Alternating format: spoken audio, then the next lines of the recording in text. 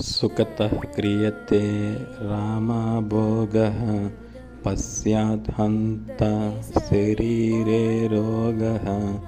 यद्यपि लोके मरणं शरणं तदपि न मुञ्चति पापाचरणं। भज गोविन्दं भज गोविन्दं गोविन्दं भज మూఢమతే. ఇంద్రియ విషయలోలుడై సుఖాన్ని అనుభవించాలనుకుంటున్నాడు కానీ మానవుడు పాపం తర్వాత రోగాల్లో చిక్కుకుంటాడు. ఈ లోకంలో చివరకు మరణమే శరణం అని తెలిసి ఉన్నను అతడు మాత్రం పాపకృత్యాలు చేయడం మానడు. ఎంత దౌర్భాగ్యం! చివరి 4 శ్లోకాలు శంకరుల వారే చెప్పారట.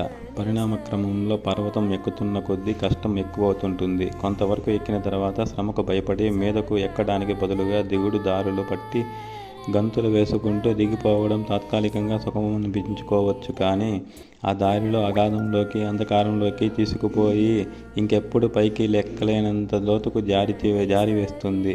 అలాగా దిగజారిపోయిన జీవిని ఆ భగవానుడే ఎప్పటికైనా దయతలిచి బయటకు లాగాలి. మరి ఈ భావాన్ని ఈ శ్లోకం సూచిస్తుంది. తాత్కాలికంగా సుఖమనిపించే ఇంద్రియ విషయలోలత్వం మానవుని రోగాల్లోకి,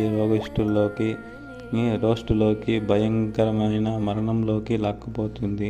అయ్యో పాపం! అతడు చివరి వరకు పాపకృత్యాలు చేయడం మానడు కదా. జన్మించిన ప్రతి శరీరానికి మరణించడం తప్పదు. ఈ వ్యవధిలోనే దేహాన్ని పవిత్రం చేసుకొని దేవాలయంగా మార్చుకోవాలి కానీ రోగాల పుట్టగా తయారు చేసుకొని హేయమైన నరకంలోనికి దిగజార్చుకోరాదు. దీనికి గోవింద నామస్మరణమే ఏకైక మార్గమని ఆచార్యుల వారి బోధ.